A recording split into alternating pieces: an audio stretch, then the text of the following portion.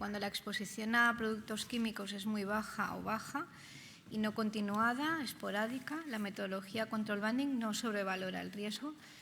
Bueno, ya he comentado que en relación al tema de la exposición a principios activos farmacéuticos teníamos como punto de partida todo el tema de la filosofía del control banding.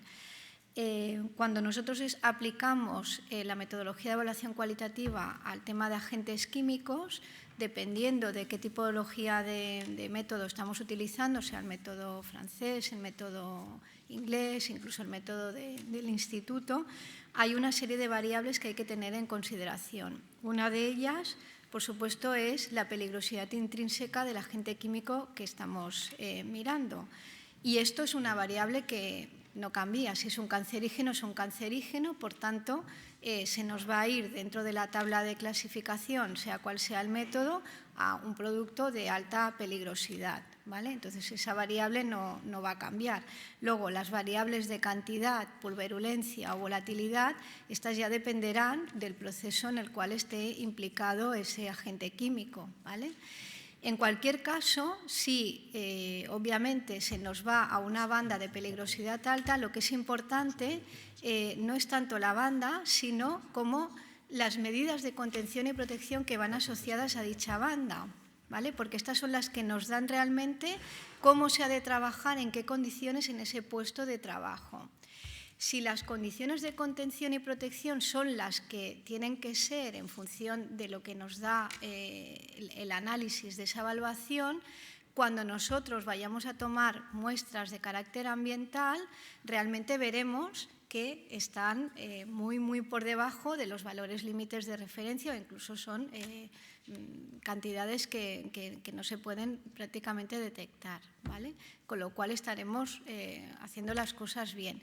Pero eso es independiente de que a priori el producto químico en sí tenga una peligrosidad intrínseca, que esta es la que viene dada por el carácter químico de la sustancia y por los efectos que van asociados a esa sustancia en sí, ¿vale? Luego lo que tendremos que ver, aunque luego nos quede en una banda alta, si al evaluarlo en el puesto de trabajo realmente tenemos contenida la situación, porque lo más importante de estos métodos, esa fase 1 es un puro trámite, lo importante son la definición de esas contenciones que sí que nos las da la banda y que hay que ver si realmente luego se cumplen o no se cumplen, que en muchos puestos de trabajo a priori parece que se cumplen, pero luego cuando vas a mirarlos no es así, ¿vale? Entonces, en el aspecto farmacéutico se coge como punto de partida lo mismo, pero la evaluación inicial para determinar la clasificación de un API no viene determinada por los mismos parámetros que cuando estamos mirando agentes químicos. Por supuesto, había que hacer una adaptación en la fase de clasificación y esto pues, es lo que nosotros hacemos en base a potencias farmacológicas, toxicidades, efectos agudos, efectos crónicos, etcétera. Bastantes parámetros, la mayoría de ellos bastante médicos, ¿no? Con los cuales acabamos dando una banda para clasificar ese principio activo. Hay una pregunta que habla del riesgo psicosocial y cómo es posible que no se haga ni mencionen enfermedades profesionales. Estamos de acuerdo, totalmente de acuerdo. Como sabéis, el cuadro vigente pues, no contempla el riesgo psicosocial como enfermedades profesionales.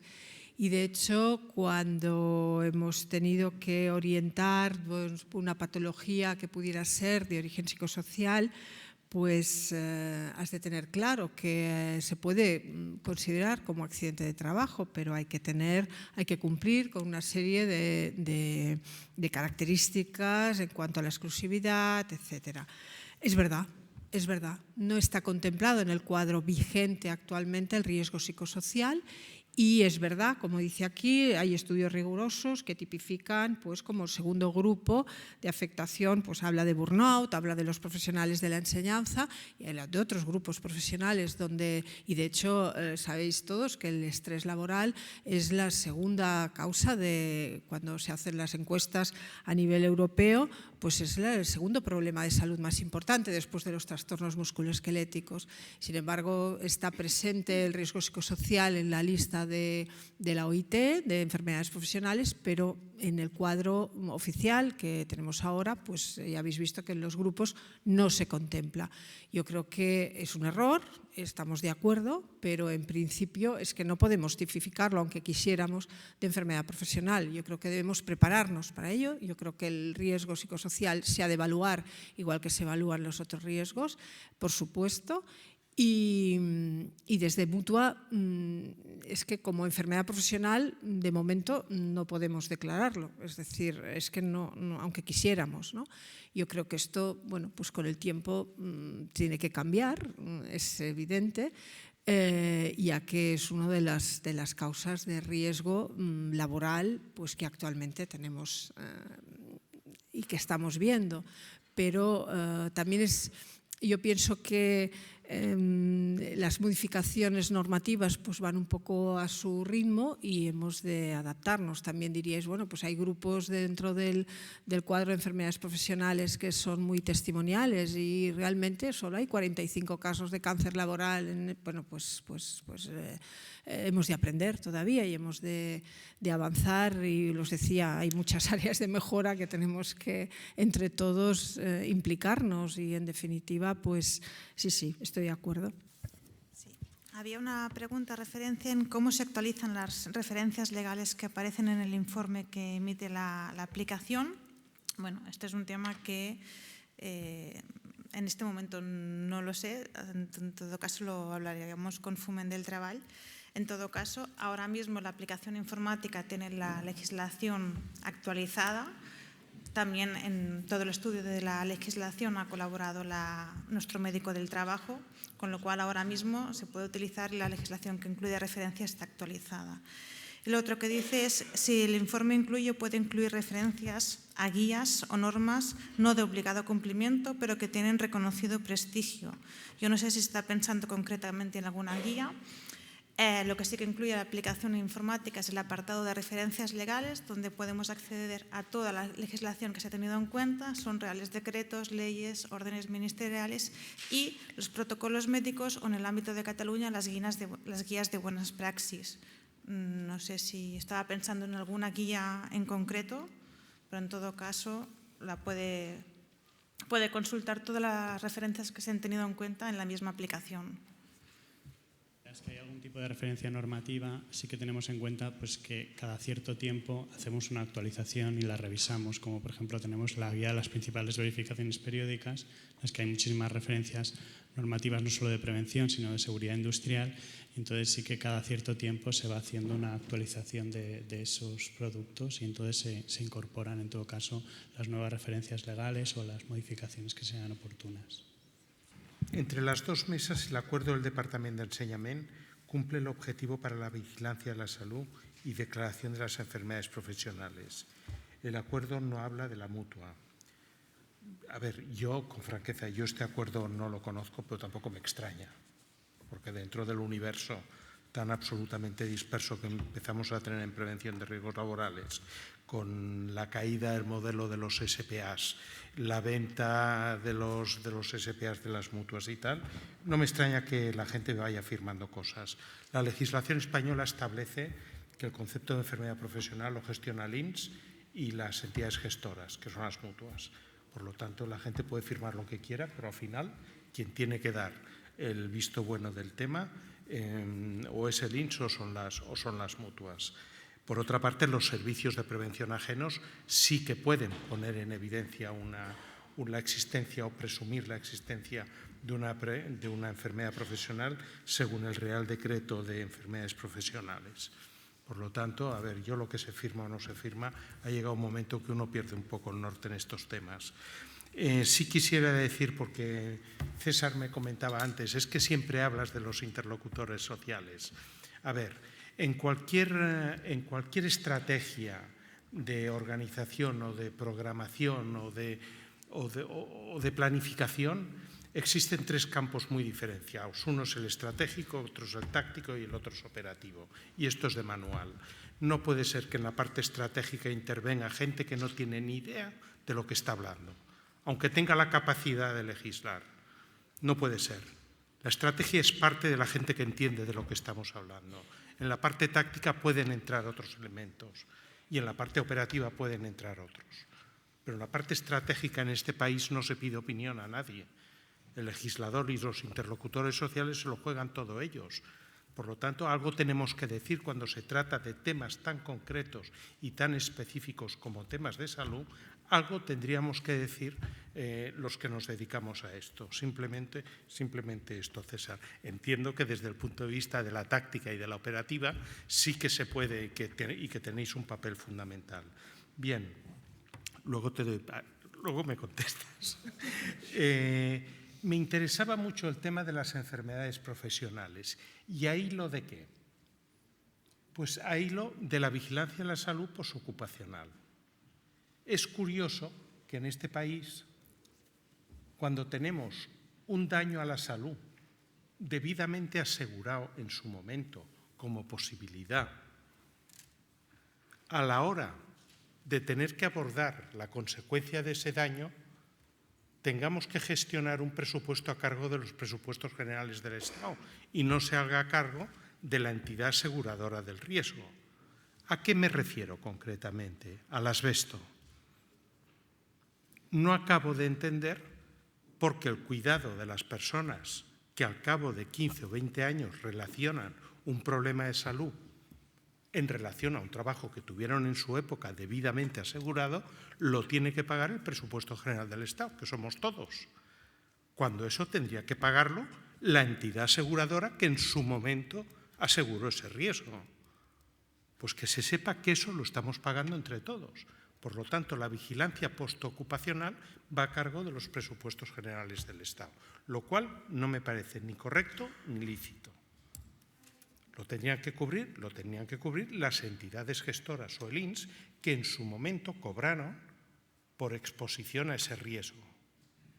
Primer punto. Segundo punto, me alegro de la intervención de Ana, de que busque sinergias con la medicina del trabajo. Por supuesto, han existido siempre. La higiene industrial analítica y la toxicología de medicina del trabajo son el mismo campo visto desde dos ópticas distintas. Y ahí nos hemos movido todos con absoluta tranquilidad y con absoluto compromiso y complacencia entre todos los profesionales, por supuesto.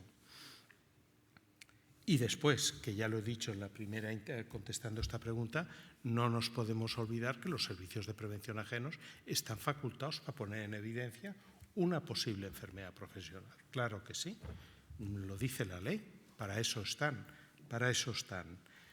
No quisiera olvidarme tampoco de comentar una última sentencia que leí hace unas semanas, porque mantenemos el criterio que enfermedad profesional y lista de enfermedades son temas cerrados. Pues bien, parece ser que el tema no es tan cerrado como parece. Salió una sentencia judicial hace unas semanas, como os decía, que cuando hace la explicación de la patología se va a la normativa y la normativa dice que esta patología aparece en trabajos como y hace una definición de los trabajos. El cómo lo interpreta la jurisprudencia como un tema no cerrado. El cómo lo interpreta la jurisprudencia como que pone una serie de trabajos, pero que no es exclusivo de otros. Es una sentencia interesante, valdría la pena si la queréis buscar, es una sentencia interesante. Es una sentencia interesante porque abre un tema que hasta ahora era bastante cerrado, como que las enfermedades profesionales era un tema cerrado. Dime.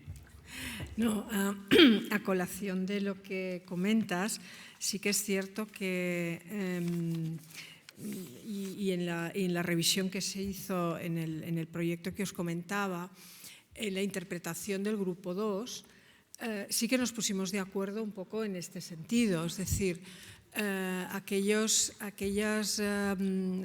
actividades que están sujetas a un epígrafe, y os ponía el ejemplo de la violinista, ¿no? Que no podíamos encajarla porque el epígrafe no la identificaba. Sin embargo, en el grupo 2, en el área musculoesquelética, sí que cada epígrafe hace esta referencia a túnel carpiano en actividades como, y pone una serie, Y pone una serie de ejemplos. Aquí sí que entendimos claramente, y al menos en la Mutua lo hacemos así, es que si está el carnicero, pero hay una pescatera que está expuesta a esos riesgos y a esta exigencia biomecánica, pues aunque no esté la pescatera, sí está expuesta a movimientos repetitivos, la flexoextensión, apoyo sobre correderas, etcétera, pues también consideramos que entra dentro de la categoría de enfermedad profesional, por supuesto, y en eso estamos de acuerdo. César.